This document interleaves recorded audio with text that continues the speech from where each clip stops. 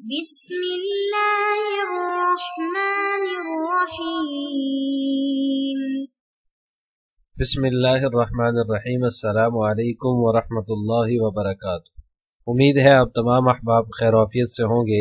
آج جلالین ثانی کا سبق نمبر 134 ہے اور اس سبق کے اندر ہم سورہ حدید کی آیت نمبر 26 سے 27 تک کا ترجمہ اور تفسیر پڑھیں گے۔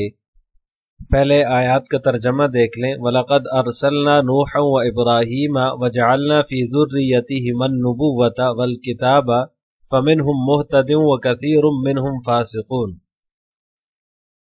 وَلَقَدْ أَرْسَلْنَا نُوحًا وَإِبْرَاهِيمَ، ہم نے نوح کو اور ابراہیم کو پیغمبر بنا کر بھیجا۔ وَجَعَلْنَا فِي ذُرِّيَّتِهِمَا النُّبُوَّةَ وَالْكِتَابَ، اور ان دونوں کی اولاد میں نبوت اور کتاب کا سلسلہ جاری کیا۔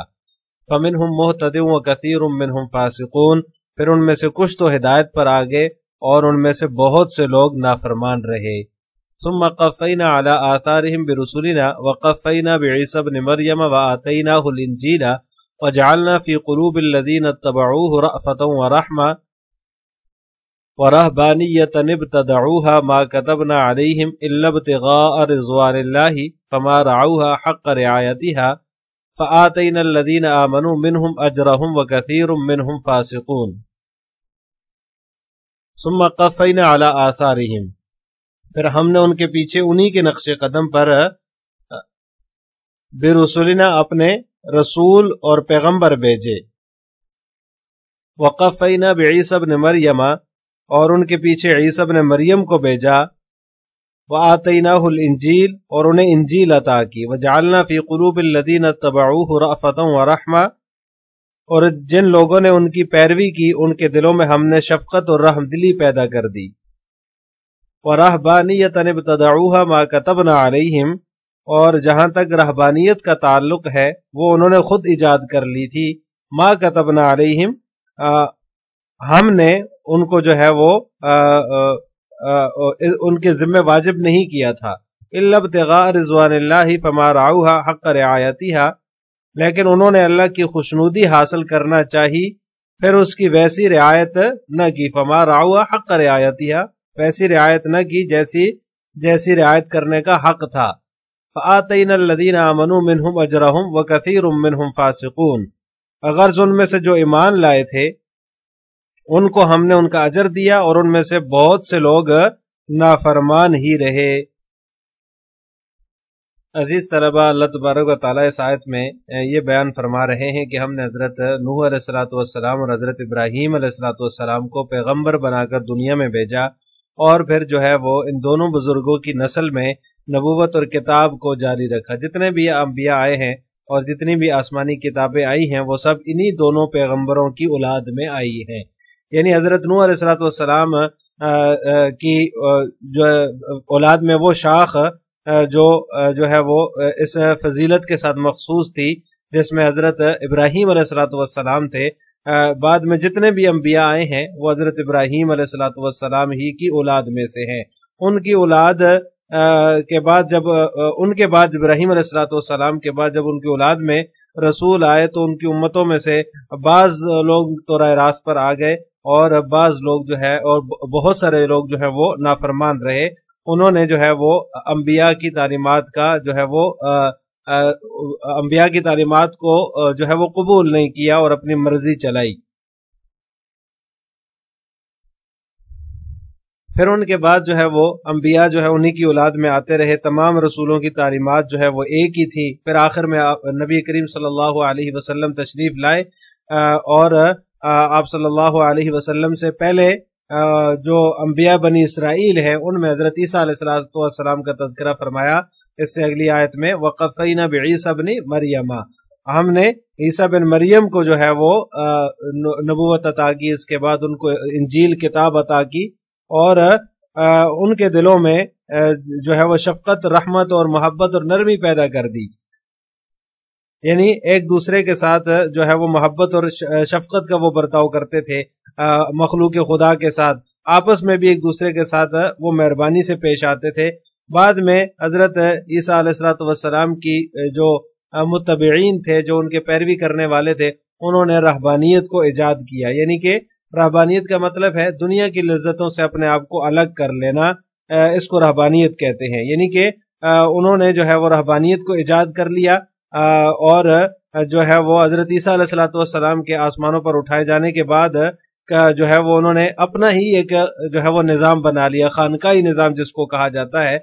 جو لوگ اس میں داخل ہو جاتے وہ دنیا سے الگ تھلگ ہو جاتے۔ خانقاہی نظام میں جو آ جاتا اس کو دنیا سے کوئی غرض نہ ہوتی تھی، نہ وہ شادی کرتے تھے، نہ دنیا کی کسی اور جو ہے وہ لذت میں ان کا کوئی حصہ ہوتا تھا۔ ان کا جو ہے وہ اس جو خانقاہی نظام تھا، رہبانیت جس کو قرآن نے کہا ہے، یہ انہوں نے خود ہی ایجاد کر لیا تھا۔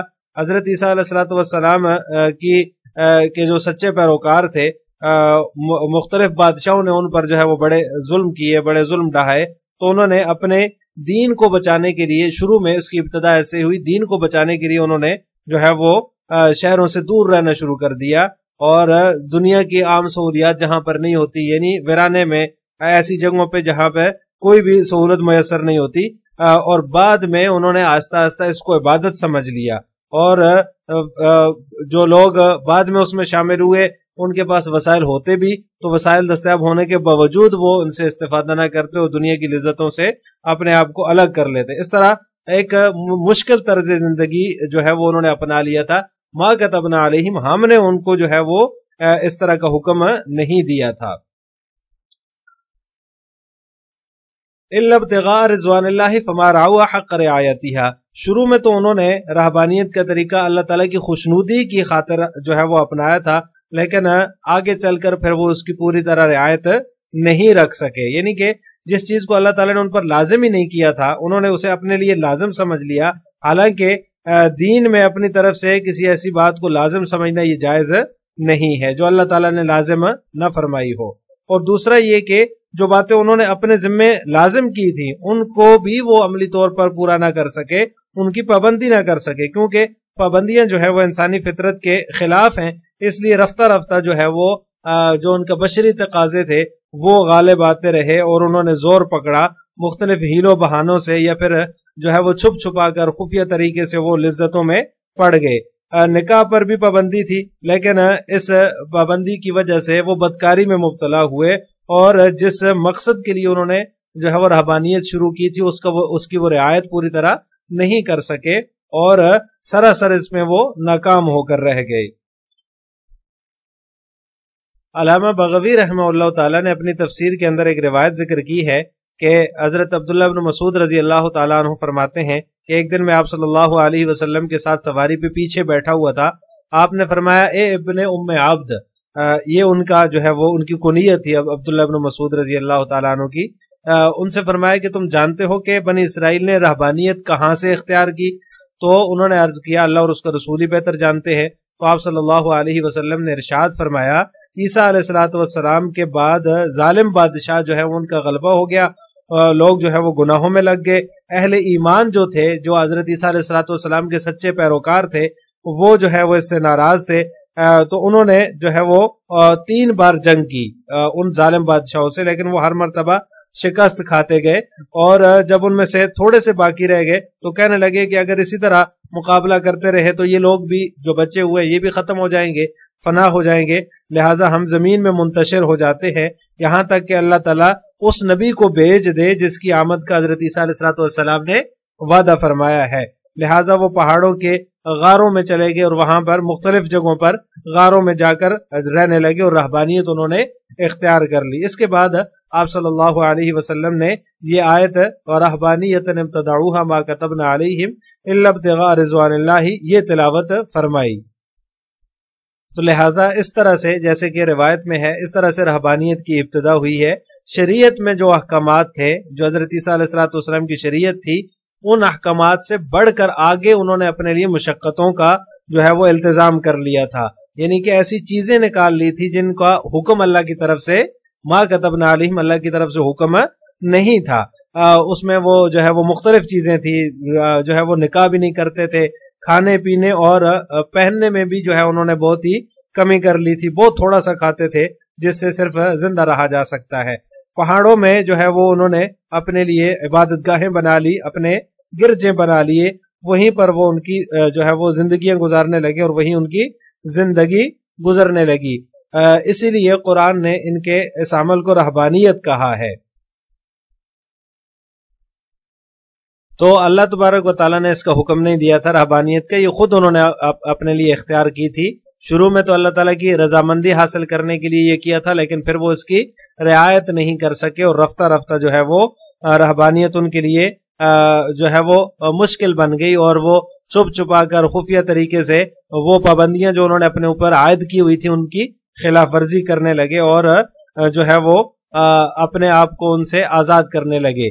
فَآتَيْنَا الَّذِينَ آمَنُوا مِنْهُمْ أَجْرَهُمْ وَكَثِيرٌ مِنْهُمْ فَاسِقُونَ، تو ان میں سے جو لوگ ایمان لائے ان کا اجر ہم نے ان کو دے دیا، اور بہت سارے جو ہے وہ ان میں سے فاسق تھے، نافرمان تھے۔ رسول اللہ صلی اللہ علیہ وسلم کی دنیا میں تشریف آوری سے پہلے یہ لوگ جو ہے وہ اپنا دین بھی بدل چکے تھے، یعنی انجیل کے اندر جو احکامات تھے وہ انجیل ہی ان سے گم ہو گئی تھی۔ توحید کو چھوڑ کر انہوں نے عقیدہ تثلیث اختیار کر لیا تھا، تین خدا ماننے لگے تھے، حضرت عیسیٰ علیہ السلام کے قتل کے بھی قائل ہو گئے تھے۔ اللہ تعالیٰ نے حضرت عیسیٰ علیہ السلام کو جو ہے وہ آسمانوں پر اٹھا لیا تھا، یہ بات وہ جانتے تھے، تو انہوں نے حضرت عیسیٰ علیہ السلام کے قتل کا بھی عقیدہ بنا لیا تھا، اور یہ عقیدہ انہوں نے اپنا لیا تھا۔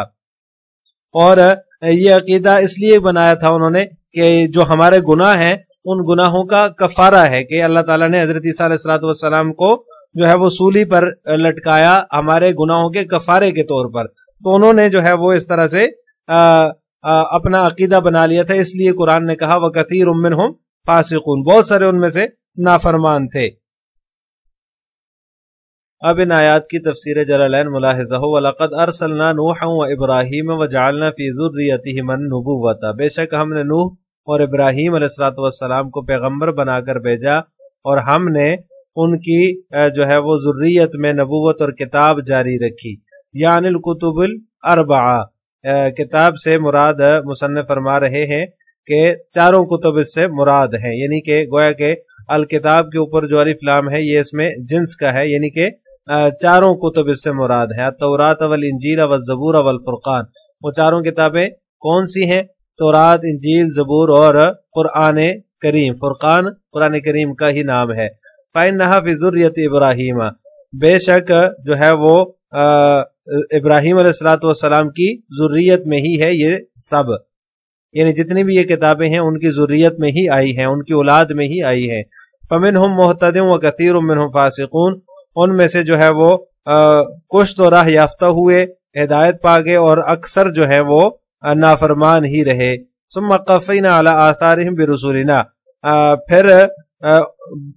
پھر بھی ان کے پیچھے پے در پہ ہم رسولوں کو بھیجتے رہے۔ وَقَفَّيْنَا بِعِيسَىٰ بْنِ مَرْيَمَ، اور ان کے پیچھے عیسیٰ علیہ السلام، جو عیسیٰ بن مریم علیہ السلام کو ہم نے جو ہے وہ بھیجا۔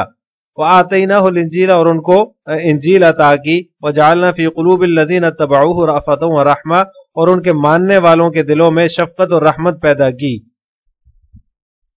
وَرَهْبَانِيَّةً، رہبانیہ ہی رفض النساء واتخاذ الصوامع، مصنف فرماتے ہیں کہ اس سے مراد عورتوں کو ترک کر دینا ہے اور خلوت خانے بنانا ہے، یعنی کہ رہبانیت کا مطلب یہ ہے کہ عبادت اور ریاضت میں حد سے زیادہ مبالغہ کرتے ہوئے جو ہے وہ گوشہ تنہائی اختیار کر لینا، نکاح کو ترک کر دینا، یعنی جو دنیاوی لذات ہیں، دنیاوی جو ہے وہ انسان کے لیے سکون اور لذت کی چیزیں ہیں، ان کو ترک کر دینا اس سے مراد ہے۔ ابتدعوها من قبل انفسهم، انہوں نے خود ہی اس کو شروع کیا تھا، خود ہی ایجاد کر لی انہوں نے، یعنی کہ من قبل انفسهم، اپنی طرف سے انہوں نے خود ہی اس کی ابتدا کی تھی۔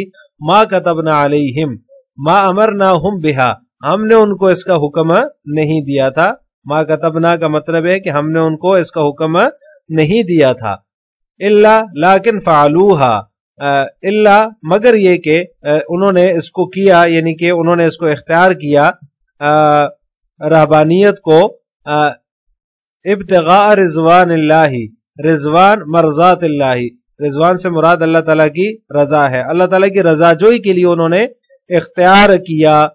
فما رعوها حق رعایتها، لہٰذا وہ جو ہے انہوں نے اس کی پوری رعایت نہیں کی جیسے کہ رعایت کرنے کا حق تھا۔ اس طرح کہا کثیر منہم وکفروا بدین عیسیٰ، یہ اس کی رعایت نہ کرنے کی تفسیر مصنف بیان فرما رہے ہیں کہ انہوں نے جو ہے وہ حضرت عیسیٰ علیہ السلام کے دین کو انہوں نے ترک کر دیا، ان میں سے اکثر نے، اور وکفروا بدین عیسیٰ، اور عیسیٰ علیہ السلام کے دین کے وہ منکر ہو گئے، ودخلوا فی دین ملکہم، اور اپنے بادشاہوں کے دین کو اختیار کر لیا، وبقی علی دین عیسیٰ کثیر منہم فآمنوا بنبینا، اور جو ہے وہ پھر ہمارے نبی پر وہ ایمان لائے، بہت سارے حضرت عیسیٰ علیہ السلام کے دین پر قائم رہے، پھر وہ ہمارے نبی محمد صلی اللہ علیہ وسلم پر ایمان لائے۔ فآتینا الذین آمنوا بہ، تو ہم نے ان کو اجر عطا کیا اس کا، یعنی ایمان جو لائے تھے اس پر ان کو ہم نے اجر عطا کیا، منہم اجرہم، ان میں سے جو ایمان لائے تھے ان کو اجر عطا کیا، وکثیر منہم فاسقون، اور ان میں سے زیادہ تر نافرمان رہے۔ السلام علیکم ورحمۃ اللہ وبرکاتہ۔